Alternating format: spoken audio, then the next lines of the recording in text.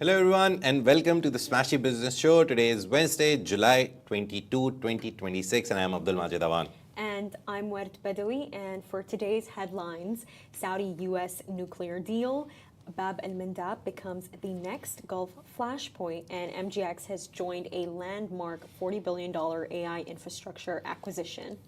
Yeah, but before we move on, I think we need to talk about the whole posting by a lot of people. His Highness Sheikh Mansour has been posting, the head of National Media Authority, Saudi Media Minister, all of them have posted that the media should refrain from covering the US-Saudi relationships in the negative light.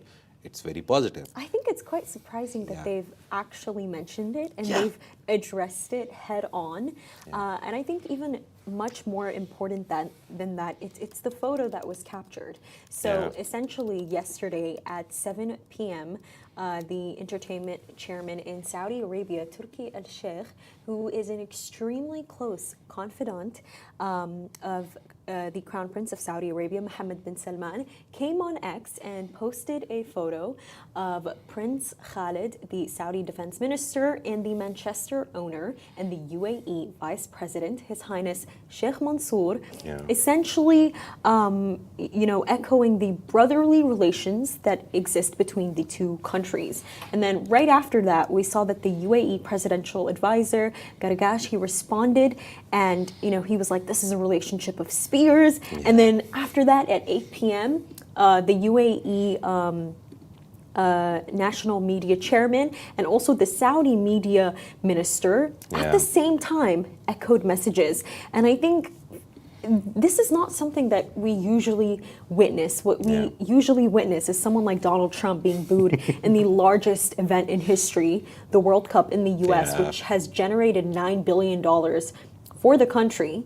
But this is something extremely unique, and I think it kind of it conveys the unique relationship that exists between both sides, and I think it offers so much perspective. Like, I was looking at the Reuters article on it, Majid, and essentially the Mohammed Baharoun, the Director General of the Dubai Public Policy Research Center, said that, I think what we witnessed was a storm in a cup. We have seen worse before, but it was never strategic. And I think essentially what he's speaking about is obviously the blockade with Qatar. He is also referring to sort of, I would call it the oil war that happened, and the huge direction the UAE is taking, especially with leaving OPEC. So I think the fact that they're addressing the problems, the issues that have been the underlying issues that have been brewing directly it's great. I think it's a good media. I think they've hired some great people in these National Media Authority PR and ministries, because throughout the last month, and after, to be honest, when the war started, everyone was differentiating between, Saudi, Saudi, UAE, Saudi, UAE, Saudi, UAE. The problem was that obviously even like two brothers in a household fight, right? And it's not like fight for the purpose of fight. It's just sometimes skirmishes, small difference of opinions. We saw when Mr. Trump came, after that we saw a very nice picture of His Royal Highness Crown Prince of Saudi Arabia, Mohammed bin Salman, and the UAE president sitting together with such nice sea backdrop, nice lighting, talking to each other. And after that, Western media had a field day, like, they were not happy, they were having this discussion. The business story that we did, that, businesses are not being allowed to transfer money from Saudi to UAE and vice versa. All of this was reported. From the Financial Times, so it was huge. It was all through the Western media that, oh my God, there's such a big thing happening. I think all of them coming out and telling the media to be like, thank you very much, stop asking people, stop asking sources, we will tell you the reality, we are brothers, things happen. Obviously UAE came out of OPEC. The biggest affectee of them coming out of OPEC will be Saudi Arabia, because when they were in OPEC, Saudi got the lion's share of oil production. So they were able to sell at a set price by the OPEC. What happened was UAE coming out basically rattles the oil market. Now UAE can produce as much oil as And they it could want. even encourage more people to leave OPEC. Like, Yeah, we're it's seeing kind of how like setting Iraq- an example, right? Exactly. We're Because- seeing like it's a domino effect, Yeah. especially with Iraq saying, hey, if you don't increase our quota, we're Yeah. like right out of here. Yeah. We're not staying here. We're signing oil deals with the Yeah. United States. You know, we're signing up to oil pipelines with Syria. Like, they're just keeping it going. But even much more than that, Majid, you mentioning that their PR stood out to you, I think is an important point. It's not because even, to be honest, PR. It's good comms. PR has been taken into a very negative connotations in the last few years that, oh, it's PR. I think it's good comms. If you see something... Healthy comms. Yeah, it's like Dubai media recently, the Reuters article of bomb blast, Dubai media coming out and be like, no, nothing happened, you're wrong, blah, blah, blah, Reuters retracting the article. It's good, active, proactive comms, reactive, but very quick reactive comms, where you have to take the audience in confidence. You can't let the Western media run with headlines and not say anything. The best idea is to say something But I and be think- like, no, this is not happening, you're wrong. But you know, for me, I think it was also proof of how multifaceted Turkey Sheikh is. You know, That guy's everywhere. One day, you know, he's hanging out with the NBC founder, Yeah. Al-Walid Al-Ibrahimi. One day, he's sitting down with the famous Egyptian singer Amr Diab. You know, he's at a boxing match in the pyramids. And one day, he's commenting on the political unity that exists Yeah. between two nations. And I think that speaks to how, in a way, he really is the right-hand man, almost the presidential advisor for Saudi Arabia. But I think for me, on the mention of comms, if we could just get into that for a moment, I think for me, listen, let's keep this World Cup discussion going for just a little bit. I think that out of all the games that were played, the match with Egypt was just insane. I mean, we saw how in the World Cup final between Spain and Argentina, you had Americans showing up with Egypt on their jerseys. They're not over this. They're not over this. They still wanted Egypt to win. It was one of the most watched matches all over the World Yeah. Cup.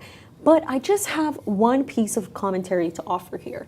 I think that the Egyptian players should have gone back home, kept it in the bus, met up with El-Sisi, the president of Egypt, and I think that should have been it. And maybe like captured a few times here and there in Sahel. But no, instead, what we're seeing, I think, is this like spillage of the worst kind of comms we've ever seen. Are you seeing the stories that are coming out of this?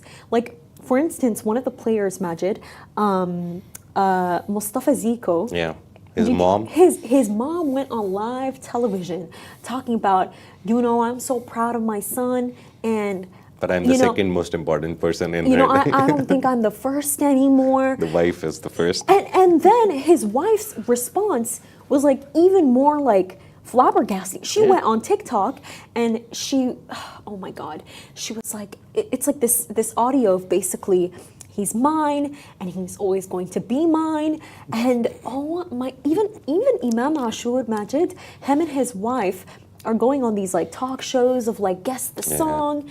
And I'm like, guys, like you, by behaving this way, you are giving yourself 5 seconds of fame. Yeah. I think by sort of allowing this spillage to happen, instead of clubs being able to focus on the fact that these players are great and they're extremely talented, they're focusing on their moms, on their girlfriends, on their wives. And that is not what is important here. I think that this is why they ask you to keep your life private. The same way people are saying Omar Marmoush was a horrible player because he got married just before he went on to the World Cup. Yeah. So I think this issue of comms, like, it's not an issue, but it should be given greater attention. Like, we're seeing how with Mo Salah, he's extremely peaceful. If anything, people are saying, wow, what a classy guy, wearing expensive Loewe shirts. Like, you can clearly tell I'm reading Love in Cairo. Like, I love that account. But, like, that's the point here. So comms are extremely important. They can overshadow your achievements, or really they could undermine you essentially. It's a basic media training that every player who becomes something, because Egypt team is now one of the teams which will be looked forward to in 2030. We hosted Maha. She's a consultant, book author, a great person. We hosted her on Love in Dubai, and she's in the US. She was at the final. She was wearing the Egypt shirt when she saw I Show Speed. And she was like, what happened to Egypt was wrong, and I Show Speed was like, Egypt for 2030. My main idea is every big player, every big team, every big club, they have media people who train these people to talk, to what to know, what to say, where to get like filmed and where not to get filmed. All these things happen. I think it's a good point that you made, that Egyptian players now, since they're in the limelight and they get so much attention, they will need that media training. I'll give you the example of Vizinha, the Cabo Verde keeper who became a star overnight, has like 10 million followers now. He was at like not even 100K, and randomly he grew up to 2.1. No, I think it's over 20 million followers. Yeah. And now the funny thing about it is that he's doing small short documentaries on Insta. He's doing the production from people around him. He's going to beaches. He's become a star in his own right, in his place. But sort of like a silent that is star. what media training is. He is not saying the wrong things. Yeah, you know, he like, knows what to say, what not to say. No be fair. nice to. No fair. So they're putting it on every single player, that sound. And it's very funny that he comes from a small nation and he has better media training than a lot of these Egyptian that might players. be slightly controversial. No, by the it's way. not controversial. It's basic media training. See, Cabo Verde, it's a small country, so thankfully Vizinha, the limelight that he got, a lot of big companies or the big consultants or the big media trainers would have approached and be like, we'll tell you how to handle your social media now because you're such a big global star. Someone should jump in and be like, Egyptian team, come here please. Egypt Football Federation, come here please. Write something in their contracts because I know this because I've read Pakistan cricket team contracts. They have media training courses like we have the courses we're doing. We're doing AI training in our office, Augustus Media, throughout the summers. We're all catching up with and skilling up basically. But the Pakistan cricket team, all the big clubs, they have media training courses. They have to go through them. Then they have media advisors with them. With the big stars, for example, Kohli will have a whole team running behind him just to manage his social media, what he says, where he goes, what he will wear, every single thing. Even the US president, their ties are, I know this from one of the shows called House of Cards, that the ties of the US president are selected according to what mood he wants to portray. So if he is wearing a red tie in a meeting with, for example, the next story, Joseph Strong Owen. use of imagery there, I think. So a red tie would mean that he will show dominance that day. A bluer tie will mean he'll show diplomacy. I think any other color or other lighter colors will mean that he will listen to them. So it's a sign of showing. So Egypt team needs media training. But I think, you know what it also is with the team? I think I understand their behavior because you're on TikTok, right, Majid? Do you see, I recently went to this TikTok forum that was by TikTok Middle East and Creators HQ, and it was essentially about, you know, the kind of trends that TikTok is driving, whether it's book talk, you know, the book industry has been changed forever because of it, and, you know, how consumer surplus from TikTok is above 2 billion dirhams. That is the added value. These are the, you know, their data is available on Google if you search it up, but the point here is that on TikTok, there is another emerging trend, and it's TikTok edits.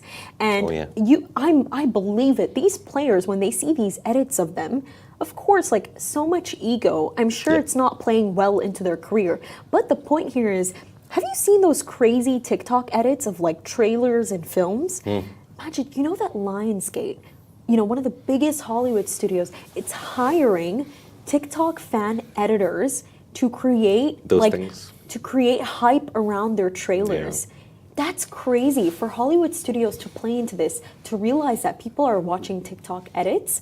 I think that's so massive. So this is kind of, I know that I kind of transitioned into movies, but the point here is to say that these different mediums of media that we're seeing arrive, they're impacting things in different ways, whether it's adding more ego to these football players or actually driving sales of movie tickets. I still can't find an IMAX seat for the Odyssey. Wish me luck. But right now, Trump has found a seat with Saudi Arabia. I think that they're really improving their relations. So he has approved a landmark 30-year civilian nuclear agreement with Saudi Arabia, according to the Wall Street Journal. The deal, expected to be announced this week, would give the kingdom a civilian nuclear program while placing American companies at the center of its development. And the agreement is expected to be worth tens of billions of dollars and would see US companies build Saudi Arabia's nuclear infrastructure. It also includes plans for a uranium enrichment plant subject to a joint US-Saudi review while giving Washington oversight of the program. The White House also announced a new trade agreement with Jordan that removes non-tariff barriers and expands market access for American exports, including agricultural products and motor vehicles. Officials say the deal will provide new opportunities for critical U.S. industries and strengthen bilateral trade. And Trump also announced that US airlines will once again be allowed to operate direct flights to Lebanon, ending a ban that has been in place since 1985. The decision followed talks with Lebanese President Joseph Aoun and is expected to benefit the large Lebanese American community. Together, the announcements mark a significant expansion of U.S. engagement across the Middle East, spanning energy, trade, and transport, while the Saudi nuclear agreement still requires congressional review. The three initiatives underscore Washington's efforts to deepen economic and strategic ties across the region. This is extremely massive. We have seen how Saudi has signed a $145 billion arms deal with the U.S. when Trump had visited Saudi Arabia last year. They have always sort of had that military relationship. We also saw how during the peak war with Iran, it is still ongoing, how Saudi Arabia allegedly closed off its airbase to the U.S. So I think that this is a very opportunistic move from the U.S. of trying to have access to air bases in Saudi Arabia. They realize that this war, according to the White House, according to the Pentagon, this war is costing the U.S. $31 billion. This number has been confirmed. Yeah. So actually, Peter Hegseth announced it, something of war. They need the Saudis. Yeah. The Saudis have the oil, they have the money, and they have the access. And I think, for me, what's interesting, though, is the fact of, this is going to allow uranium enrichment, but weren't they saying a couple of weeks ago that they don't want Iran to have uranium and that they don't want any country in the world to have a nuclear program? I'm not, it is a double standard, but it's in the sense of the U.S. does not do anything in a logical manner. It's a knife. The nuclear program is a knife. I always give this example. The knife example fits everywhere, actually. You can cut a throat or you can cut an apple with it. That's the point. Nuclear programs, there's a civilian use, there's a military use. Military use is you make a nuclear bomb and attack your enemies, which rarely happens. There's only been one incident where nuclear bombs were actually dropped, Hiroshima, Nagasaki, we all know that. But the civilian programs are very effective. I think I have given this example before on the show. France runs their electricity, and I think they have nearly 50+% of their energy needs met through nuclear power. They have one of the world's biggest reserves of uranium. So they enrich uranium, they make electricity, and they're happy. They don't need oil, they don't need gases, blah, blah, blah. Saudi nuclear program, I think 6-ish months ago, before Mr. Trump came to the region, there was this one US state advisor on these things. He visited NEOM, he was taking a look, and then he gave a small speech where he actually hinted at that, we're talking about this. And I remember reading about it. The most important part of this is that nuclear energy is one of the cleanest form of energies. It's just difficult to set up a nuclear reactor and nuclear enrichment program. There's only one country in the Arab region, in the Gulf, that has that one, and that is in the UAE. And we saw that some drones from Iraq flew towards it during the war. I think it was March start. But once Saudi gets it, Saudi is not only going to use it to give electricity to the people. They have enough oil. They already have a very nice infrastructure in place using fossil fuels to provide electricity. I think this deal will actually help Saudi Arabia and US. One, the whole infrastructure from building to setting up everything will be done by American companies. They make money, one part. Second part, Saudi Arabia gets nuclear enrichment, uranium enrichment capabilities. They will use it to win the data center AI race, so AI data center race. Nuclear is supposed to be the next big thing which will help run all these massive data centers which need a lot of energy. Fossil fuels to an extent can help it. Renewable energy, for example, if you run a data center, you can run it on 80% or 90% fossil fuels and 10% renewable windmills and all this. Because renewable energy is very slow and very less. Fossil fuels burn great, but they create a lot of CO2 as well. The good thing is Saudi Arabia, with this nuclear generation power, this uranium enrichment program and everything, they can create enough electricity to become the biggest data center hub in the world. And we will be sort of discussing that for the final so topic of the that's day. the most important part that a lot of people will miss. Civilian use is very good. Iran actually claims the thing that you said about Iran. Iran actually claims that we're just enriching uranium for civilian use to create electricity and meet energy needs. But I think- US is claiming that they're using it for military purposes and they have bombs and blah and blah and blah. But I think with all of this, Majid, thank you for that detailed explanation. It's so necessary. Yeah. I think, as much as this war has been completely tragic and, unfortunate, I think the worst possible thing is when you see news of a child has been injured. We did hear that announcement last week in the Gulf. But I think the point here is that what we're seeing is that so much advancement is also coming with this war. Yeah. And, this is like a tale as old as time. We saw it when, Russia and the US had a Cold War that ran for decades. And they sent a man to the moon. They developed their drones. They developed their military capabilities. But, the impact that we saw, the modernization that we saw in technology was really because of that split between both of them. Right? So now we're kind of seeing the same thing.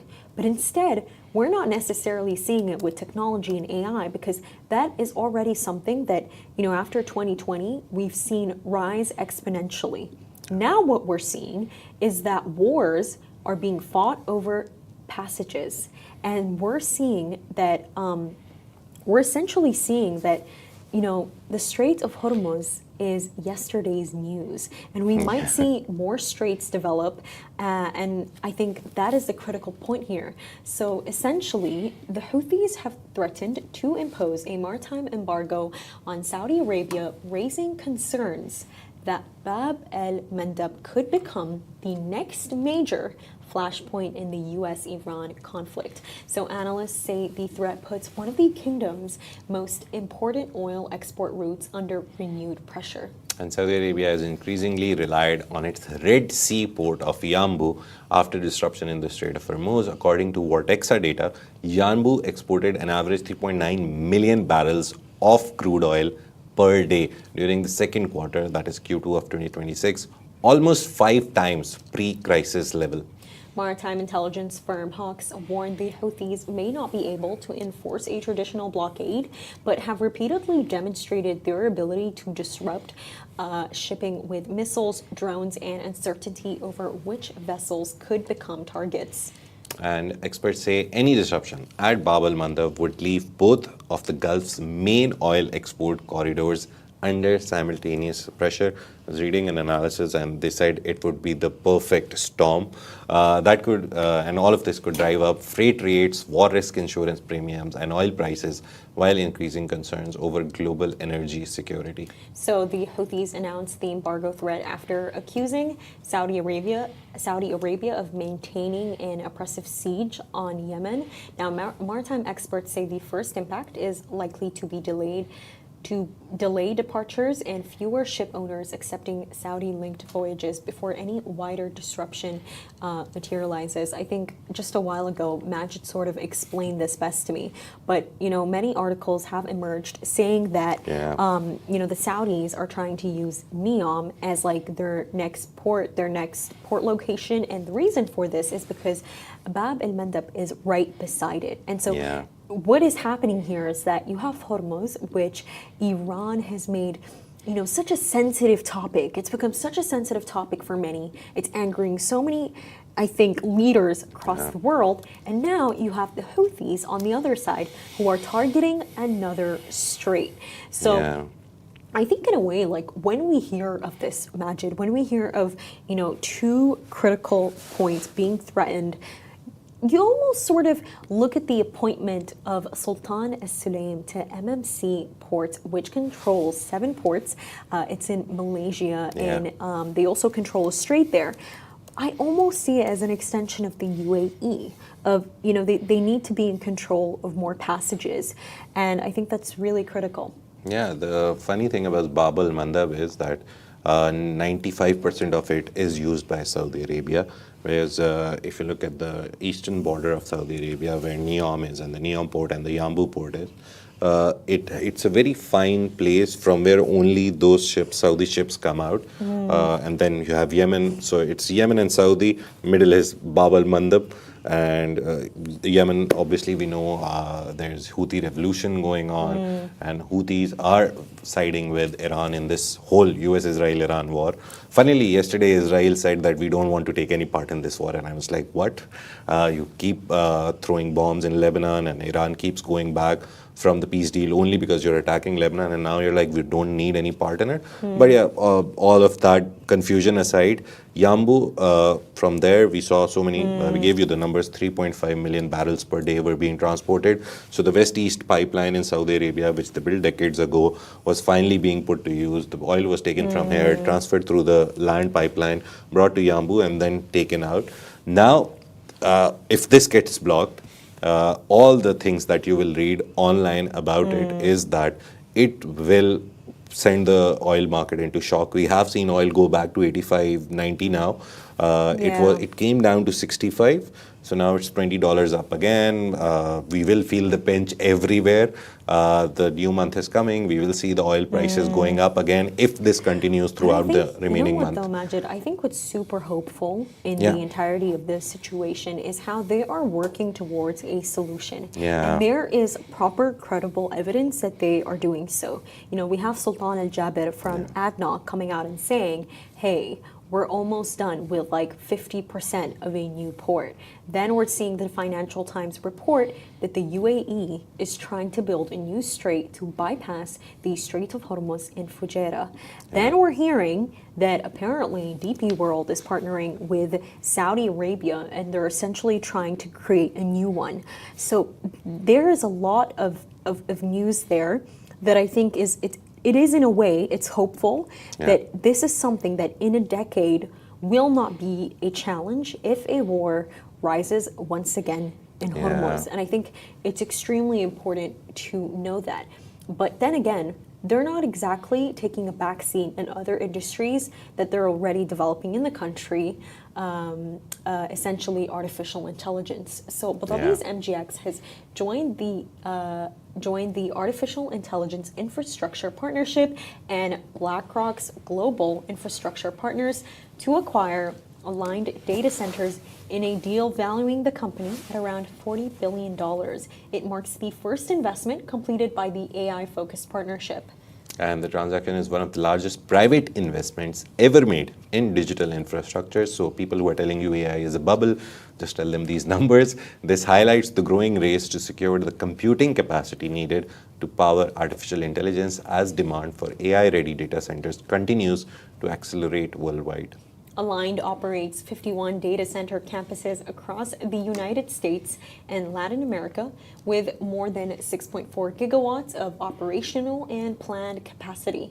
The consortium has also committed an additional $5 billion to support further expansion. And the investment strengthen Abu Dhabi's position in the global AI infrastructure race as governments and technology firms compete to build the high-performance computing facilities needed to train and run increasingly advanced artificial intelligence models. Align's management team will remain in place as the company expands its footprint and develops next-generation energy-efficient facilities. Meanwhile, the Artificial Intelligence Infrastructure Partnership plans to deploy $30 billion in equity, supporting up to $100 billion in AI infrastructure investments. I think that MGX this year, despite the conflict, has had one of the most successful runs we've ever seen. You know, to see Khaldoun al-Mubarak in France with Emmanuel Macron, and they're announcing that they're building the largest data center in France, in Europe, together to, see this announcement. To also see, I believe that they're nearing a valuation of, was it 49 or $50 billion? There was an announcement a while ago. I think it was just something that had to do with their valuation. But the point here is to say that, that they're not stopping, despite the tensions that we're seeing rise. They're not just easing them in investments, but really also in active efforts to improve their relations with other Gulf neighbors. And that's a wrap for today, everyone. Thank you so much for tuning into the Smashi Business Show. Make sure to follow us across all of our social media channels at Smashi Business and stay ahead with our daily newsletter. You'll find the subscription link in the description. This has been a Smashi Business Show, a Smashi Business production, part of the Augustus Media Podcast Network. Big shout out to the 80,000 plus people who listen to our shows, download them, and across the whole Augustus Media Podcast Network. Keep listening, keep liking, keep engaging with our content. You guys make this possible. Every one of you, we appreciate you. Have a great day, and we will see you on Thursday. Bye-bye.